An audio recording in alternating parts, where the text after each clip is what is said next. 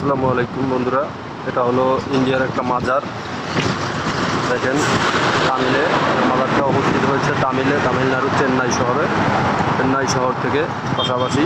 চলেন মাজারের ভিতরের অংশটাও দেখাবো আপনাদেরকে। এটা হলো একেবারে হাইওয়ে রোড, আপনার হাইওয়ে রোডের পাশাপাশি, একেবারে হাইওয়ে রোডের হাতে বললে চলে আর কি। দেখেন চলেন আপনাদের এখন ভিতরের অংশটা দেখাবো মাজারের। বন্ধুরা চলে আসলাম মাজারের ভিতরে। এই হলো মাজার, দেখেন